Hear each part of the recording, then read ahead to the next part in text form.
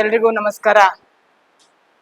ಇವತ್ತಿನ ಈ ಪತ್ರಿಕಾಗೋಷ್ಠಿಗೆ ಇಲ್ಲಿದ್ದಂಥ ಎಲ್ಲ ಸೋಷಿಯಲ್ ಮೀಡಿಯಾ ಅಣ್ಣಂದರಿಗೆ ವಂದನೆಗಳನ್ನ ತಿಳಿಸ್ತಾ, ಇವತ್ತಿನ ಪತ್ರಿಕಾಗೋಷ್ಠಿಯ ವಿಷಯ ಏನು ಅಂತಂದರೆ, ನಿನ್ನೆ ನಮ್ಮ ವೀರಶೈವ ಲಿಂಗಾಯತ ಸಮಾಜದ ಮುಖಂಡರಾದಂಥ ಚಂದ್ರಶೇಖರ್ ಪಾಟೀಲ್ ರೇವೂರವರ ಸುಪುತ್ರ ದತ್ತಾತ್ರೇಯ ಪಾಟೀಲ್ ರೇವೂರವರು ಮೇಲೆ ಒಂದು FIR ದಾಖಲೆ ಆಗುತ್ತೆ.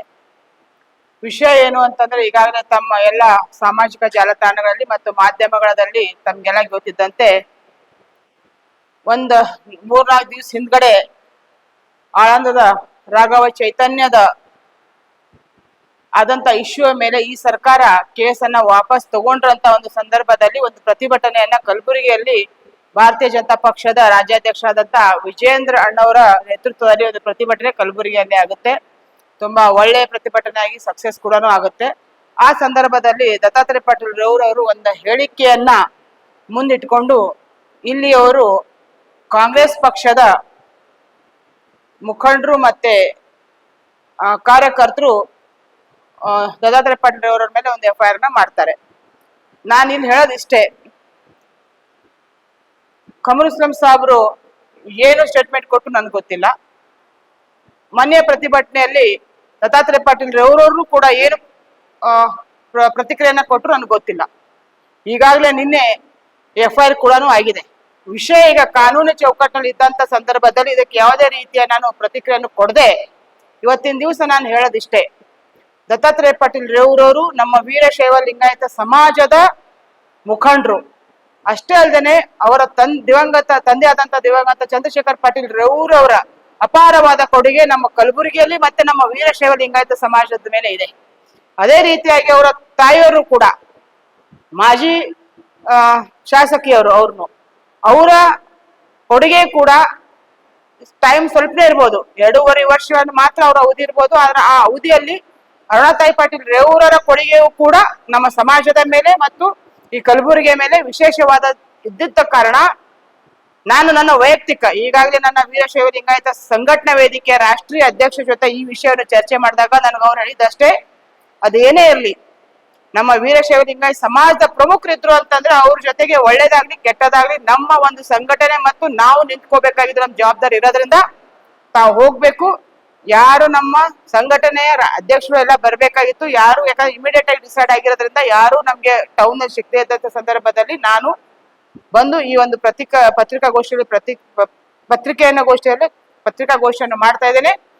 ನಮ್ಮ ವೀರಶೈವ ಲಿಂಗಾಯತ ಸಮಾಜದ ಮುಖಂಡರಾದಂತ ದತ್ತಾತ್ರೇಯ ಪಾಟೀಲ್ ರೇವೂರ್ ಜೊತೆಗೆ ನಾವು ಮೊದಲು ಇದ್ವಿ, ಈಗಲೂ ಇರ್ತೇವೆ, ಮುಂದೂ ಇರ್ತೇವೆ ಅಂತ ಅನ್ನೋ ಒಂದು ಮಾತನ್ನ ಈ ಸಂದರ್ಭದಲ್ಲಿ ಹೇಳ್ತಾ, ನನಗೆ ಇನ್ನ ಒಂದು ದುಃಖಕರ ಆದಂತ ಘಟನೆ ಏನು ಅಂತಂತಂದ್ರೆ, ಕಲಬುರಗಿಯಲ್ಲಿ ಅಖಿಲ ಭಾರತ ವೀರಶೈವ ಮಹಾಸಭಾ ಅದನ್ನು ಸತ್ತೋದು ಅಂತ ಹೇಳ್ಬೇಕು. ಮೇಲಿಂದ ಮೇಲೆ ನಮ್ಮ ಸಮಾಜದ ಮೇಲೆ ಇಷ್ಟೊಂದು ಅನ್ಯಾಯಗಳ ಆಗ್ತಾ ಇದ್ರು ಕೂಡ ಇಲ್ಲಿಯ ಜಿಲ್ಲಾಧ್ಯಕ್ಷ ಅಂತ ಶರಣು ಮೋದಿ ಅವರು ಯಾವುದೇ ವಿಷಯಕ್ಕೂ ಒಂದು ಪ್ರತಿಕ್ರಿಯೆಯನ್ನ ಕೊಡ್ತಾ ಇಲ್ಲ.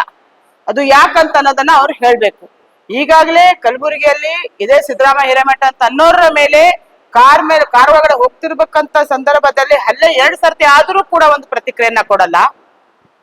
ಎಲ್ಲೋ ಒಂದ್ ಕಡೆ ನಮ್ಮ ಸಮಾಜದ ಮೇಲೆ ಹಲವಾರು ಅನ್ಯಾಯಗಳ ಆದ್ರೂ ಕೂಡ ಪ್ರತಿಕ್ರಿಯೆಯನ್ನು ಕೊಡ್ತಾ ಇಲ್ಲ. ಅದೇ ಕಾಂಗ್ರೆಸ್ ಇಂದ ಏನಾದ್ರೂ ಇತ್ತು ಅಂತಂದ್ರೆ ಇಮಿಡಿಯೇಟ್ ಆಗಿ ಓಡಿ ಬರ್ತಾರೆ.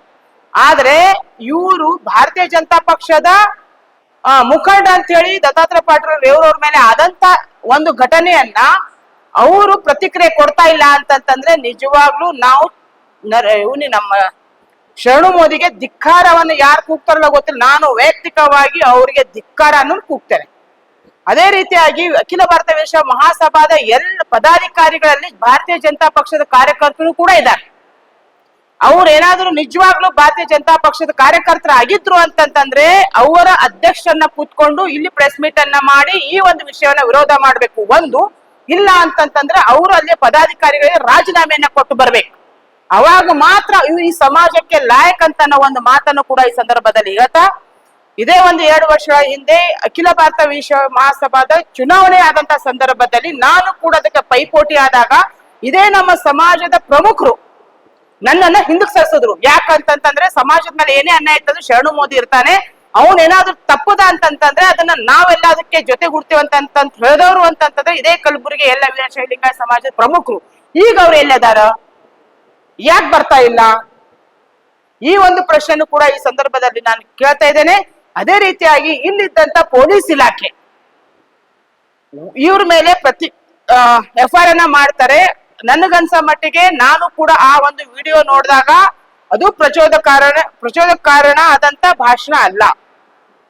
ಆದ್ರೂ ನೀವು ಪ್ರಚೋದಕಾರಣ ಭಾಷಣ ಅಂತ ಅನ್ಕೊಂಡು FIR ಮಾಡ್ತೀರಿ ಅಂತಂದ್ಮೇಲೆ ಇದೇ ಕಲಬುರಗಿಯಲ್ಲಿ ಪಾಕಿಸ್ತಾನ್ ಜಿಂದಾಬಾದ್ ಅಂತ ಅಂದ್ಕೊಂಡು ಕೈ ಬರಹನ್ನ ಬರೆದಿದ್ದು ಇದೇ ಹಫ್ತ್ ಗುಮ್ಮಜ್ಲಿಂತ ನಾನಲ್ಲದೆ ನನ್ನ ಜೊತೆ ಎಲ್ಲ ಸಮಾಜದ ಪ್ರಮುಖರು, ಬೇಕಾದ್ರೆ ವಿಡಿಯೋಕ್ಕೆ ಸಾಥ್ ನನ್ನ ಜೊತೆ ನನ್ನ ಹತ್ರ ಇದೆ, ಇದೇ ಹಿಂದೂ ಮುಸ್ಲಿಂ ನಾವು ಮುಸ್ಲಿಂ ಸಮಾಜ ಎಲ್ಲರನ್ನು ಸೇರಿ ಈ ವಿಷಯ ತಪ್ಪು ಅಂತ ಅನ್ಕೊಂಡು ಅಲ್ಲಿಂದ ಇಲ್ಲಿ ತನಕ ಪಾದಯಾತ್ರೆ ಮಾಡ್ಕೊಂಡು ಕಮಿಷನರ್ ಆಫೀಸ್ ವರೆಗೆ ಬಂದಾಗ ಕೂಡ ಇವ್ರು FIR ಮಾಡಲಿಲ್ಲ.